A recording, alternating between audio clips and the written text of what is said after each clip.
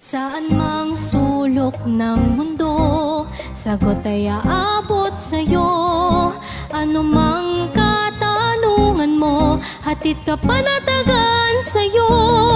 Gabay maging sa landas mo, at ang pagtatagumpay mo. Buksan ang puso't isipan, tayo na sa ang sagot ng Biblia.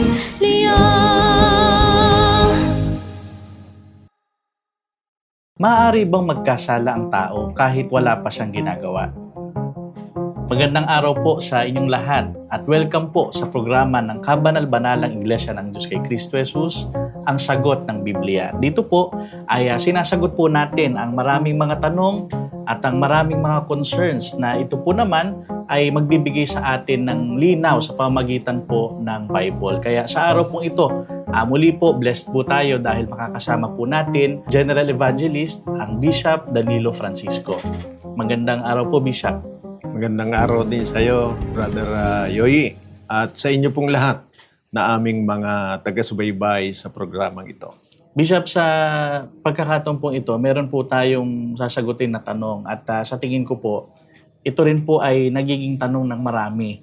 Katulad na lang po ni Sister Lorraine Abad. Ito po ang kanyang question. What does purity mean to you?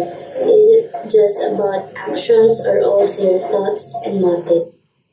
Ayan po, Bishop Danilo, si Sister Lorraine Abad, mula po siya sa Valenzuela City, 28 years old. Yun po yung tanong niya na sa tingin ko po, yun din po ang tanong ng madami. Ano po ba talaga yung kahulugan ng purity?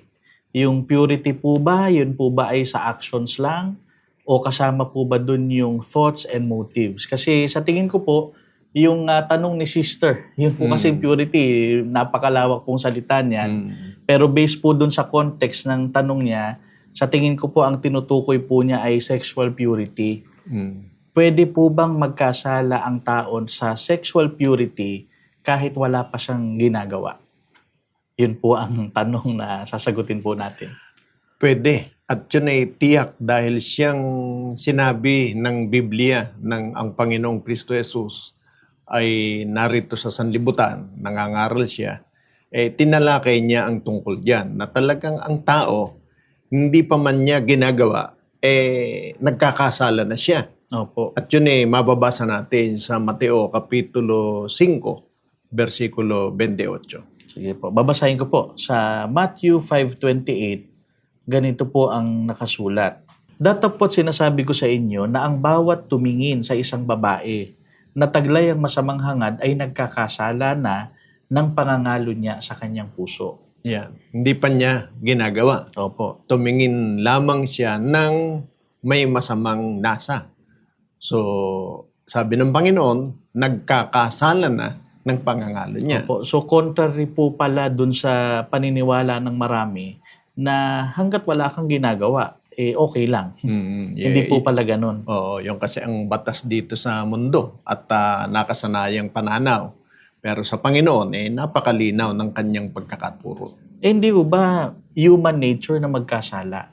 Ibig sabihin po, paano po yun? Kasi sinasabi po ng iba na hindi po posible para sa isang tao na wag mag-isip ng masama, wag magkaroon ng sexual desire sa kapwa. Paano po yun? Hindi ba ibig sabihin po nun, lahat talaga hindi makaka-comply dyan sa sinasabi ng Bible?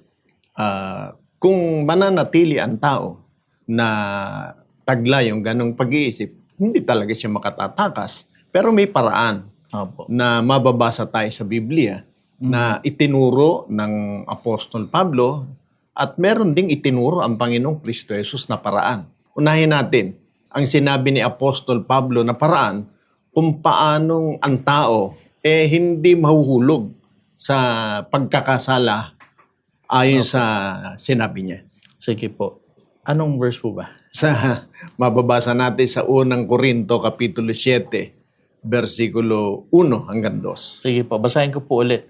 Tungkol naman sa nilalaman ng inyong sulat, sinasabi ko sa inyo na mabuti sa isang lalaki ang huwag mag-asawa. Ngunit para maiwasan ng pakikiapid, bawat lalaki o babae ay dapat magkaroon ng sariling asawa. Yan. Sabi kanina ng Panginoong Kristo Jesus, pagka tumingin ng may masamang nasa sa isang babae, ang isang lalaki ay nagkakasala na Opo. ng pangangalo niya. Sabi ni Apostol Pablo, para hindi magkasala ng pakikiapid, Opo. gaya din ng pangangalo niya, lalaki man o babae, Opo. magkaroon ng kani-kanyang sariling asawa. So, yun yung paraan. Mhm. So, kung ang lalaki ay titingin o magnanasa sa isang babae, pero asawa niya, Opo. hindi kasalanan Hindi yun. po siya O nagkakasala. ganun din yung babae Opo. na nagnasa sa lalaki, pero asawa niya, hindi kasalanan yun. Opo. So meron pong paraan na para hindi po magkasala. Opo. Yung mag-asawa po. Mm. Pero paano po yung halimbawang hindi pa naman po ready mag-asawa? Halimbawa, sila po ay mag-boyfriend o girlfriend na college student. Opo. Gusto pa po nilang marami pa po silang gustong gawin sa buhay nila. Hindi pa nga po sila ready. Sabi nga po, mag-settle down. Oo. Ano pong dapat nilang gawin? Iyan naman ay tumutungo doon sa payo ng Panginoong Kristo Jesus sa kanyang ipinahayag sa Mateo Kapitulo 26, versikulo 41. Basahin ko po ulit. 26:41 po ng Matthew. Magbantay kayo at manalangin upang huwag kayong madaing ng tukso. Ang espiritu'y nakahanda, ngunit ang laman ay mahina. No, yan, di ba? Sinabi mismo ng ating Panginoong Kristo Jesus. Talagang mahina. Alam ng Panginoon yun. Pero inilalaan ng Espiritu o inilalaan ng Diyos yung kanyang tulong sa ating mga tao dahil alam niyang tayo mahina. Ang gusto lang ng Diyos, kung talagang gusto nating umiwas sa pagkahulog sa kasalanan, humingi tayo ng tulong sa Kanya, manalangin tayo. Opo. So hindi po excuse na sabihin ng tao na human nature naman yan. Lagi lahat naman gumagawa. Tama po ba? Opo, hindi pwedeng ikatwiran yun. Opo, kasi po yung iba, yun din po ang pinangahawakan para po sabihin na, halimbawa po magpapakasal. Sabi po ng mga matatanda, dapat po yung mag-aasawa, maging yung lalaki man o yung babae, kailangan po maingatan po nila yung purity. Opo. O yung pong tinatawag na virginity. Opo. Sabi po na iba, old-fashioned, very conservative na paniniwala. At hindi na daw po yun applicable sa panahon natin. Yun ang kanila sinasabi. Opo. Pero sa Biblia, ang larawan kasi ng babae, pinakikilala ng Panginoon bago ang pag-aasawa, dapat na humarap siya ng malinis. Ang tinutukoy na malinis, wala pang sino mang lalaki, kahit yung mapapangasawa niya, na nakasiping sa kanya. Halimbawa, si Maria ay ikakasal na kay Jose. Opo. Nung malaman ni Jose, Ano po bang ginawa niya? na siya buntis na pala. Opo. Di ba ang plano ni Jose, hiwalayan si Maria, Opo. pero sinaway siya ng Diyos.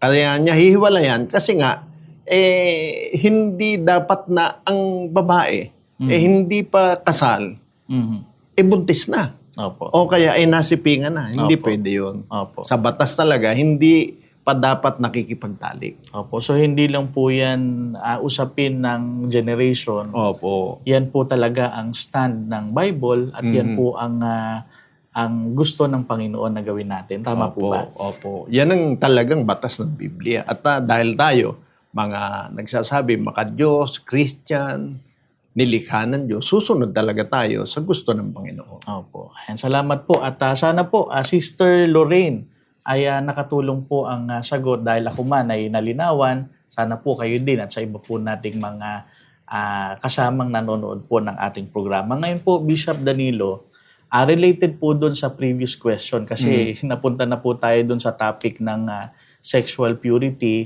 Ngayon po ay isa po uling pwede nating sabihin very relevant question. No? Dahil ito po ang nagkukos ng debate ng maraming mga tao.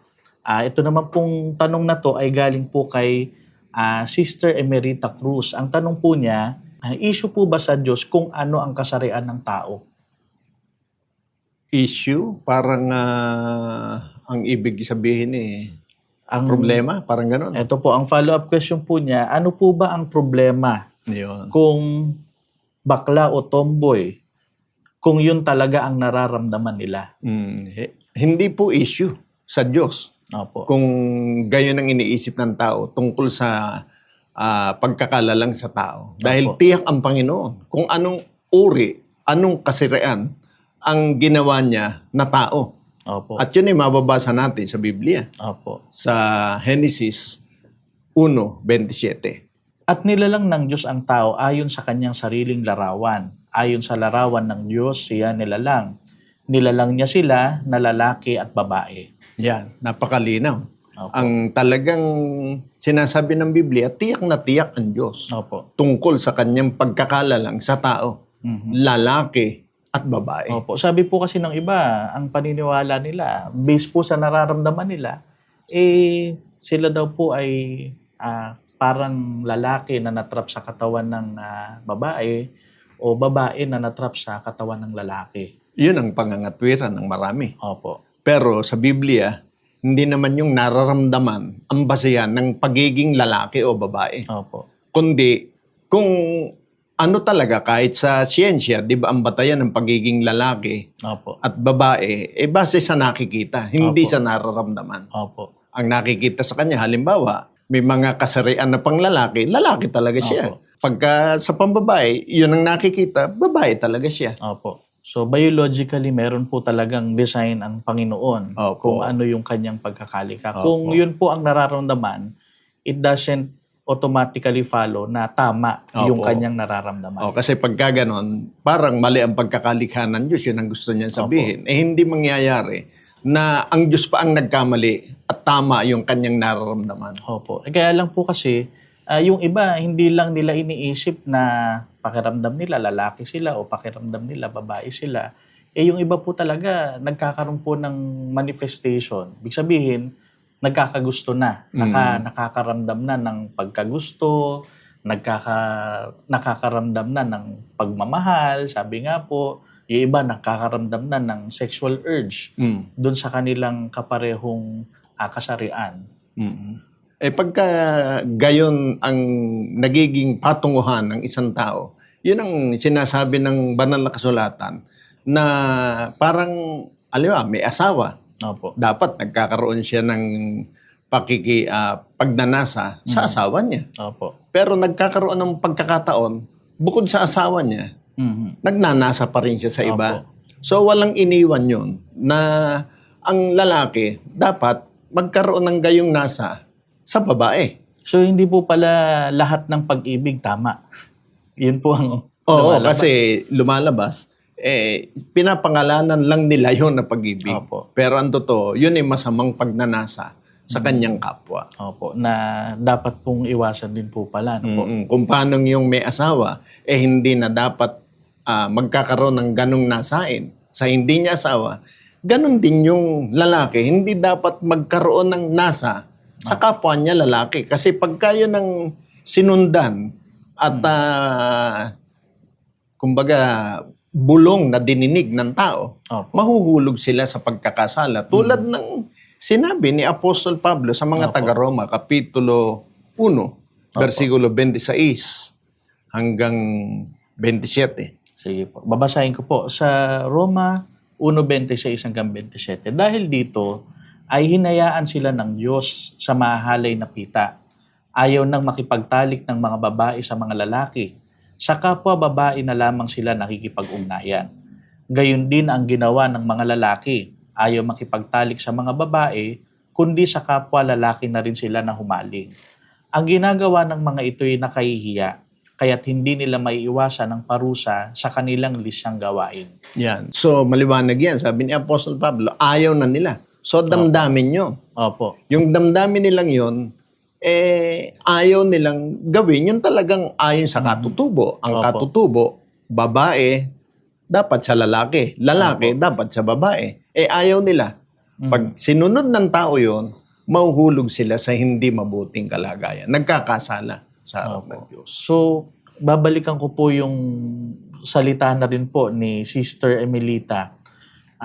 Issue po ba yun sa Diyos? Ibig sabihin, kung halimbawang dumating sa point na Yes, sigurado po ako meron po tayo mga viewers po ngayon na pwede pong ganun ang kanilang nararamdaman. Opo. Pakiramdam po nila ay associated po sila sa ibang kasarian, nagkakagusto po sila sa same-sex. Issue po ba yun sa Diyos? O siguro pababawin po natin, galit ba ang Diyos sa kanila? Hindi po. Kasi lahat ng tao mahal ng Diyos. Opo. At kung ang tao dumarating sa gayong mga sitwasyon, ang paliwanag po doon ni Apostol Pablo, pagsubok lang yon, bahagi yon na dapat niyang lampasan. Opo. Halimbawa, lalaki na parang sa kapwa lalaki may nagnanasa. Opo. Ang katulad lamang ay may asawa na nagnanasa sa hindi niya asawa. Opo. Gayon din ang kalagayan. Kung dumating sa ganung punto, sabi ni Apostol Pablo, Gis 13 ng unang Korinto, yun ay pagsubok na dapat niyang lampasan. Basahin Opo. natin. Sige po. Basahin po natin. Sa unang Korinto, Gis 13 po. Opo. Yan. Sa unang Korinto 10:13, wala pang pagsubok na dumating sa inyo na hindi nararanasan ng ibang tao. Tapat ang Diyos at hindi niya ipahihintulot na kayo subukin ng higit sa inyong makakaya. Sa halip, pagdating ng pagsubok, bibigyan niya kayo ng lakas upang makayanan ito at ng paraan upang malampasan ito. Yan. Ganyan tayo kamahal ng Diyos, Brother Yoyi. Opo. Talagang alam ng Diyos, mahina tayo. Opo. May mga pagsubok na mararanasan tayo. Pero maliwanag. At yan ay naintindihan ni Apostol Pablo. Opo. Dahil na-experience niya yung bagay na yan. Opo. Pero ayon sa kanya, yun ay bahagi ng pagsubok na hindi naman darating sa atin kundi ipinahintulot ng Diyos. Opo. So pag ipinahintulot ng Diyos na ang tukso dumating sa atin, siya rin yung tutulong. Siya rin yung magtuturo sa atin ng paraan na dapat lang nating sundin para makapagtagumpay tayo doon sa pagsubok. Last question na po, Bishop, para po dito kasi based po dun sa mga sinabi nyo.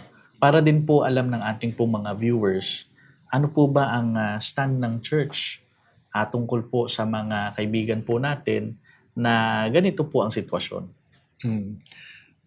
Unang-una, wala pong discrimination sa Diyos o sa loob ng kabanal-banalang iglesia. Dahil lahat tayo nilalang ng Diyos, lalaki at babae. O anumang nararamdaman natin, yan po ay bahagi talaga ng pinapangyayari ng Diyos sa ating buhay.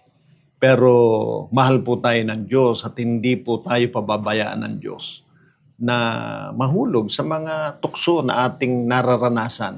Kung isang lalaki nagkakaroon ng damdamin na hindi ayon sa kalooban ng Diyos sa kapwa lalaki, sa babae gayon din, may asawa, sa iba pa bukod sa kanyang asawa. Yan po yung mga bahagi ng pagsubok. Kung meron man po tayong nararanasan ng mga ganyang sitwasyon, sumampalataya po tayo, mahal tayo ng Diyos. Tutulungan po niya tayo at hindi lalayo ang Diyos sa atin, kundi pagtapat tayo sa ating paglapit sa Diyos. Siya rin ang gagawa ng paraan at magtuturo ng paraan kung paano po diyan tayo'y makapagtatagumpay. At marami na pong kapatid na jail na Opo. nakalampas sa ganyang mga pagsubok. Opo. Kaya ang Diyos natin ay hindi po nagtatangi at yan ang ating ibinabahagi sa ating mga taga-subaybay. Opo. Salamat po, Bishop. Napakaganda po ng message po ninyo. At salamat po sa aming po mga viewers sa patuloy pong pagsubaybay. Ang dalangin po namin, hindi lang po tayo natuto ng mga Bible verses, kundi nasagot po talaga yung mga tanong natin tungkol po sa ating faith at tungkol po sa ating pagdilingkod sa Panginoon. Kaya as we end po, Bishop, invite po natin sila sa panalangin. Kung okay lang po, ako na po magdilid ng prayer. Okay po. Panginoon, maraming salamat po sa maraming Diyos. mga mensahe mo na ibinigay sa amin sa mga araw na ito. Binigay mo sa amin ang maraming mga sagot sa marami po naming mga katanungan. Sa pamamagitan po ng iyong mga banal na salita ay natututo po kami at nagiging gabay po ito sa aming mga pamumuhay na ipinapamuhay po namin sa araw-araw. Amen. Kasama po ng pagpapasalamat namin sa iyo ay patuloy po naming itinataas sa iyo ang bawat isa po sa amin, lalong-lalo na po ang aming pong mga kaibigan, ang aming pong mga viewers Opo. na lalong-lalo na po sila po na dumadaan sa ganitong mga sitwasyon na aming pong mga napag-usapan.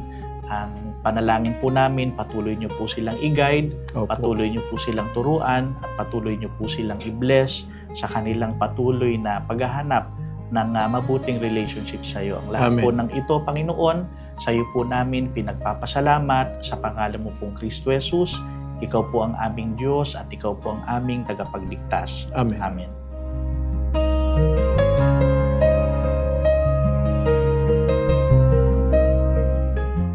Pwede pa bang magbago ang isip ng Diyos? Totoo bang hindi galing sa Diyos ang Biblia? Ang World War III ba ay sign na ng pagparito ng Panginoon? Saan mang sulok ng mundo, sagot ay aabot sa'yo. Ano mang katanungan mo, hatid ka panatagan sa'yo. Gabay maging sa landas mo, at ang pagtatagumpay mo. Buksan ang puso't isipan, tayo na